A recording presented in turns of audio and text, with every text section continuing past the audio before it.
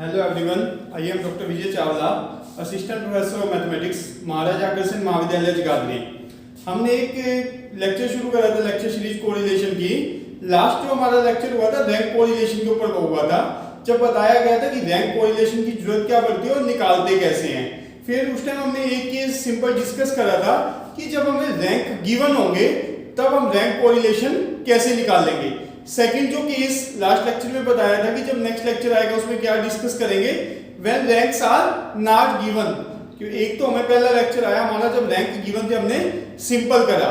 Second lecture क्या होगा, जब हमें रैंक गिवन नहीं होगा तब हम उसको कैसे रैंक बनाएंगे, और रैंक के बाद जैसे हम सोल्व करते थे वैसे ही हम करेंगे। एक एग्जांपल की हेल्प से बता देता हूं, क्लियर भी हो जाएगा आपको करना कैसे है। Find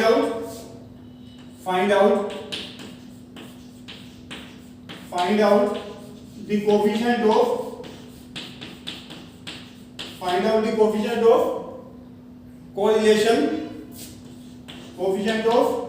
correlation between x and y by the rank method। हमने क्या करना है, कोएफिशिएंट ऑफ कोरिलेशन निकालना है। किस के बीच में, x और y के बीच में निकालना है by the rank method. x क्या है आपका, y।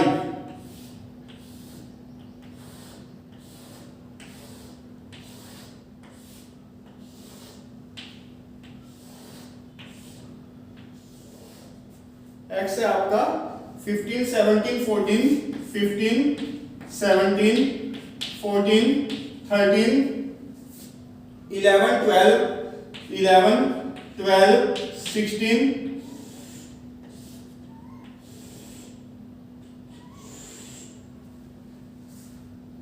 18 10 and 9 18 10 and 9।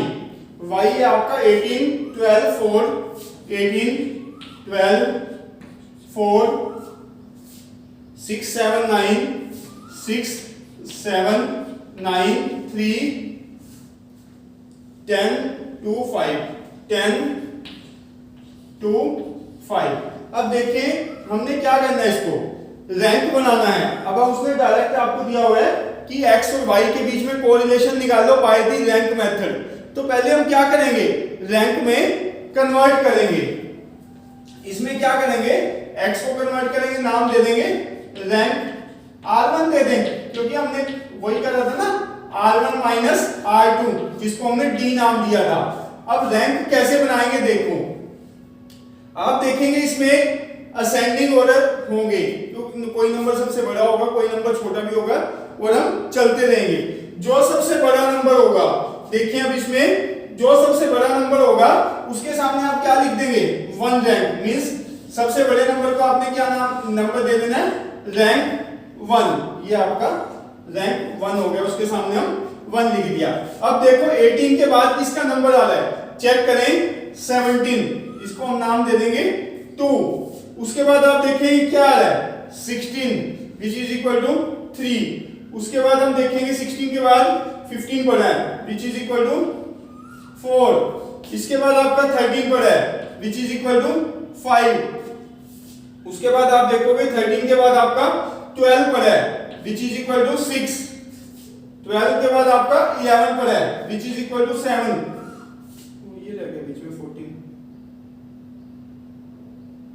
देखिए 18 को आपने 1 दिया, उसके बाद हमने 17 को 2 दिया, उसके बाद 17 के बाद हमने 16 को 3 दिया, 16 के बाद 15 को हमने 4 दिया, उसके बाद 14 रह गया था। इसकी अभी बात करें 14 को हम क्या देंगे 5। 14 के बाद आपका क्या रह गया था 13, इसको हम क्या देंगे 6। फिर उसके बाद 13 के बाद हमारा क्या रह गया 12 विच इज इक्वल टू 7। 12 के बाद आपका क्या रह गया 11 विच इज इक्वल टू 8। उसके बाद क्या हमारा 11 के बाद हमारा क्या है 10 which is equal to 9 and 9 which is equal to 10।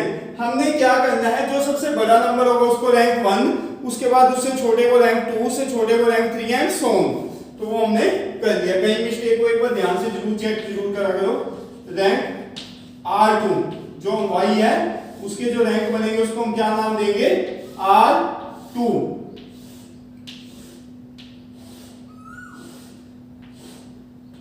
अब देखें R2, इसमें आप देखें सबसे बड़ा क्या है, विच इज इक्वल टू 18 1। 18 के बाद देखिए आप क्या आ रहा है, 18 के बाद आई थिंक आपका 12 भी आ रहा है, बीच में कोई नंबर नहीं है, तो विच इज इक्वल टू 2। 12 के बाद आपका क्या आ रहा है 10, विच इज इक्वल टू 3। 10 के बाद आपका क्या आ रहा है 9, विच इज इक्वल टू 4। 9 के बाद क्या आ रहा है आपका, 9 के बाद आपका आ रहा है 7, 8 तो नहीं है बीच में। 9 के बाद आपका आ रहा है 7, विच इज इक्वल टू 5। 7 के बाद आ रहा है 6 आपका, विच इज इक्वल टू 6। 6 के बाद देखिए क्या आ रहा है, 6 के बाद आपका आ रहा है 5, विच इज इक्वल टू 7। 5 के बाद आपका क्या आ रहा है 4, विच इज इक्वल टू 8। 9 ये रहेगा। उसके बाद क्या आ रहा है आपका 3, विच इज इक्वल टू 9। उसके बाद आपका आ रहा है 2, विच इज इक्वल टू 10। अब आप देखेंगे तो आपका सेम क्वेश्चन हो गया। अब तक हमें क्या था, R1 R2 गिवन होता था फर्स्ट केस में, अब हमें क्या करना है R1 R2 बनाना है। वो R1 R2 आपको बनाना बता दिया है। उसके बाद हमारा बिल्कुल सेम केस होगा वैसे ही। उसके बाद हम क्या करा करते थे, D निकालते थे, which is equal to R1 minus R2। R1 minus R2 करा करते थे D निकाल के, तो ये क्या है R1 माइनस R2। तो R1 माइनस R2 करेंगे, 4 minus 1 3, 2 minus 2 0, 5 minus 8 minus 3, 6 minus 6 0, 8 minus 5 3, 7 minus 4 3, 3 minus 9 6, 3 minus 9 minus 6, 1 minus 3 minus के 2, 9 minus 10 minus 1, 10 minus 7 which is equal to 3। उसके बाद हमारा फॉर्मूला क्या होता था, याद होगा जिसने लास्ट लेक्चर देखा होगा, 1 minus 6 summation D square upon n cube minus n, यही होता था। d हमारा क्या होता था, which is equal to R1 minus R2, यही करा था हमने लास्ट लेक्चर में।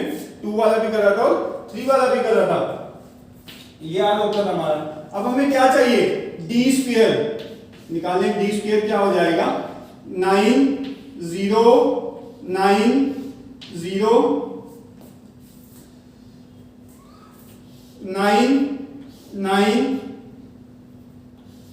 36 4 1 एंड 9, यही है।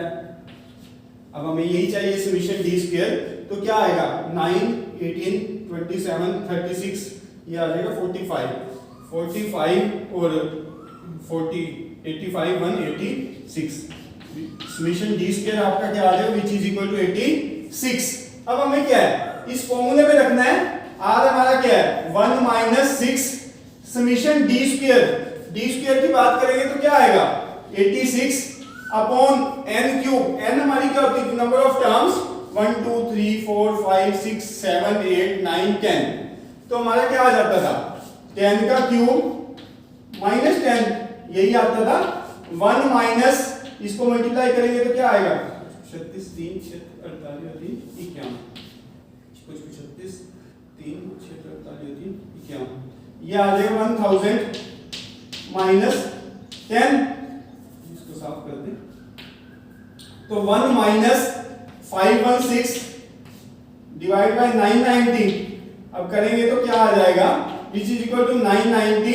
एलसीएम नहीं डायरेक्ट भी सोल्व कर सकते जैसे भी ठीक समझे, डिवाइड बाय 990। अब ये देखेंगे तो क्या आएगा 10 में से 6 में 4 8 में से 1 7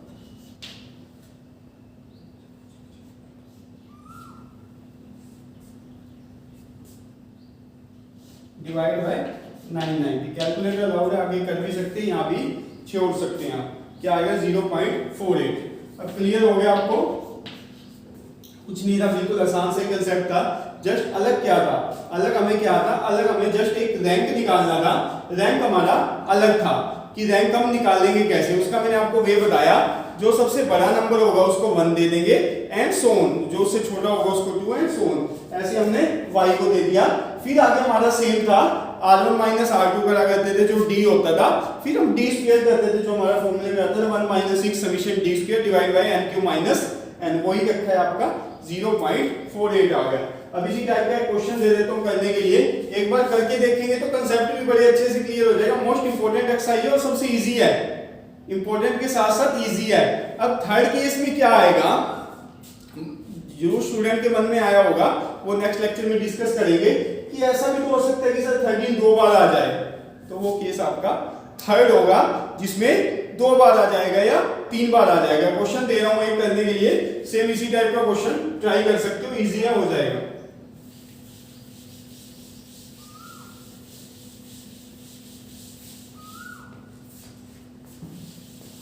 ये 2 या 3 टाइप के क्वेश्चन है। क्वेश्चन आपको एग्जाम में कंफर्म मिल जाता है, इंपोर्टेंट चैप्टर और इजी है। सबसे बड़ी बात आसान है बिल्कुल। एक ही फॉर्मूला रहेगा बेसिक आपका, 1 - 6 summation d square divide by n cube minus n, वही आप बार बार यूज करेंगे और वही आपको करना है।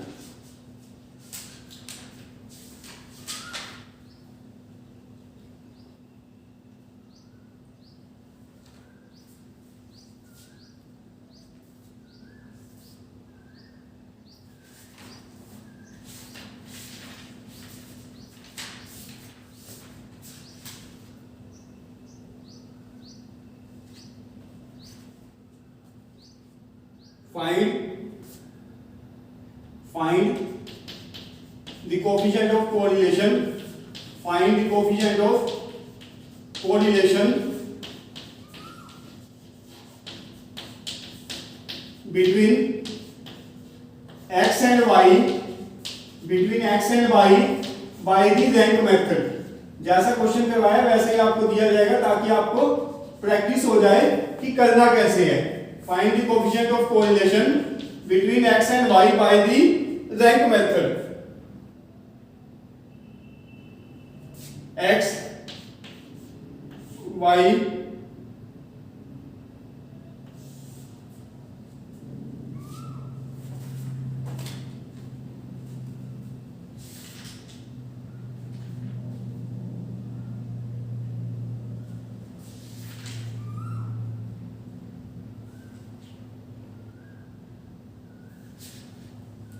Thirty 38 28 27 29 23 31 32 33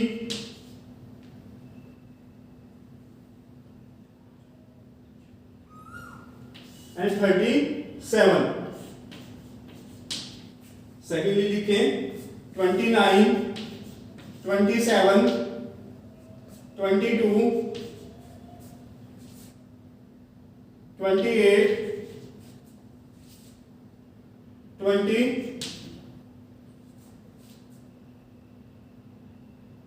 30 18 21 32 and 23। देखिए कोई रिपीटिंग नहीं होगी एंट्री, आपको एक क्वेश्चन खुद से बना के दिया है ताकि आपको सेम कंसेप्ट क्लियर हो जाए। 29 27 22 28 20 30 18 21 32 एंड 23। एक बार करके देखेंगे आपको कंसेप्ट क्लियर हो जाएगा। मेन बेसिक आपको कंसेप्ट समझाना था कि जब आपको रैंक्स ना गिवन हो तो आपने रैंक कैसे बनानी है। अब ये भी देखेंगे आप, सेपरेट एंट्रीज होंगी हर एक, 30 38 28 27 29 23 31 32 33 एंड 37। एक बार करके देखेंगे आपको कंसेप्ट क्लियर हो जाएगा। एक बार इस टाइप के क्वेश्चन जो भी बुक आपके पास हो एक्सरसाइज से जरूर प्रैक्टिस करें ताकि आपको कंसेप्ट क्लियर हो जाए। थर्ड मैं इसमें नहीं मिक्स करना चाहता, अलग से लेक्चर बनाएंगे ताकि आपको उसमें बता पाऊं कि जब हमारा रिपीटेड रैंक का कंसेप्ट होगा तब हम कैसे करेंगे। क्वेश्चन इसमें प्रैक्टिस करके देख सकते हैं। Thank you student, thanks a lot.